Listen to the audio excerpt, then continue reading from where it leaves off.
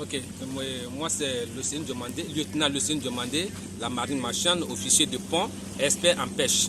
Nous voulons demander à monsieur Nous disons d'abord merci à notre président de la République, monsieur Alassane Ouattara, de nous avoir donné un ministre de tutelle en la personne de Légré Philippe.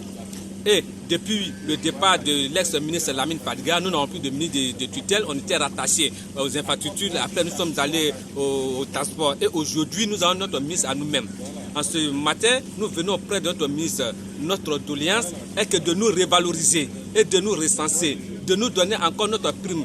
C'est-à-dire que quand le marin finit sa carrière de navigation, il devait retourner comme un gabier au port, il devait retourner comme un maître au port, il devait être à la porte, aux entrées des ports pour pouvoir suivre les entrées et sorties. C'est ce qui se faisait avant. Nous n'avons pas de policiers, ni des gens, ni des vigiles à la porte. C'était des marins qui ne pouvaient plus naviguer, qui étaient là. Et à ce jour, tous ces marins sont partis sur le carreau.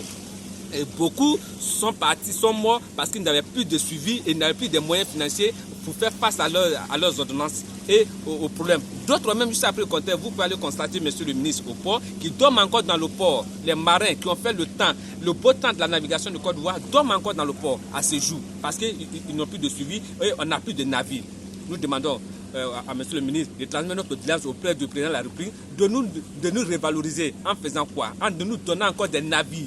Est-ce que ces marins qui sont à l'académie puissent naviguer, que ces marins qui sont encore sur le carreau, en leur donnant encore des places dans le port, comme à la Sotra, pour pouvoir parachever leur carrière et aller à la retraite avec un bon temps. De transmettre tout le message à notre président de la République qui a vraiment pensé à nous. Quand on était les premiers corps depuis 1960, et à ce jour, nous devenons encore les derniers. Vraiment, nous demandons pardon à notre ministre pour transmettre notre doléance auprès du président de la République.